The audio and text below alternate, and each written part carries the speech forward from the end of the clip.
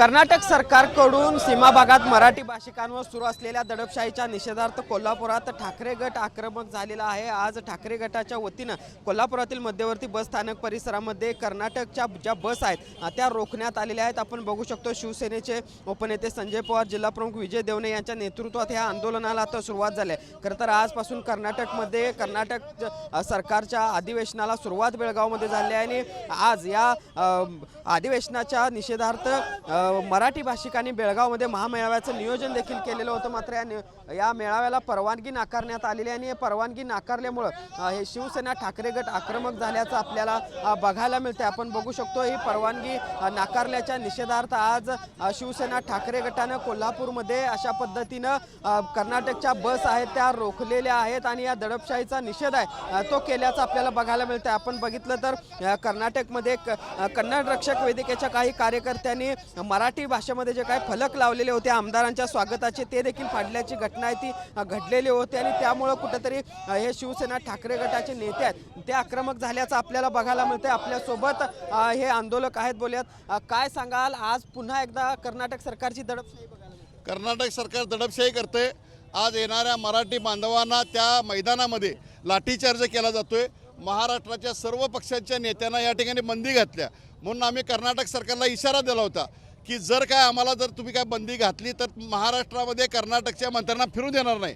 पण आज आम्ही एवढं सांगतो की या अधिवेशन काळामध्ये सरकारनं या ठिकाणी मराठी माणसांची माफी मागावी आणि जोपर्यंत सरकार माफी मागत नाही तोपर्यंत आम्ही कर्नाटकची एकही एसटी या ठिकाणी फिरू देणार नाही। राज्य सरकार गांभीर्याने या प्रकाराकडे बघताय असं वाटते का? कारण काळ्या दिना दिवशी देखील आपण बघितलं कशा पद्धतीची वागणूक मिळाली। महाराष्ट्र राज्य सरकार दुट्टपी धोरण त्यांचं असल्या कारणाने हे गांभीर्याने वागत नाही, ते सिद्ध झालं आहे। 865 गावामधील मराठी बांधवांचा जो विषय आहे तो फार गंभीर असून मराठी बांधवांकडं हे महाराष्ट्र शासन दुर्लक्ष करत आहे। त्या महाराष्ट्र शासनात आम्ही तर निषेध करतोय, पण आज जखमेवर मीठ चोळणारी तिथं अधिवेशन भरवत आहेत, तिथं मराठी फलक पाडतायत। तिथल्या जिल्हा प्रशासनाला ह्या निमित्त आम्ही इशारा देतोय 10 दिवसामध्ये ह्या कोल्हापूर जिल्ह्यामध्ये जे कन्नड जे बोर्ड आहेत फलक आहेत ते जर तुम्ही नाही काढले तर कोल्हापूर जिल्ह्यातील शिवसैनिक आपल्या पद्धतीनं ते कन्नड फलक हटवतील। हा बाकी आमचा आज गर्भित इशारा ह्या इथल्या जिल्हा प्रशासन देत आहोत आम्ही।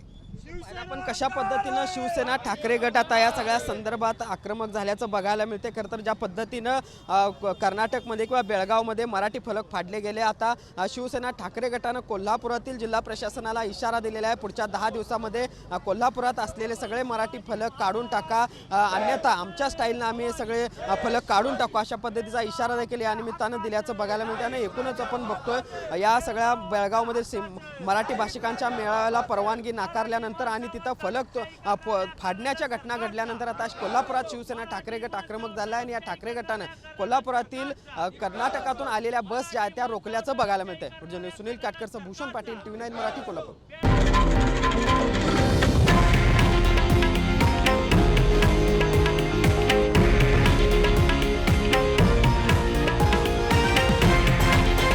हे आहे देशातील नंबर 1 न्यूज नेटवर्क आणि आपण पाहत आहात TV9 मराठी, एकमेव।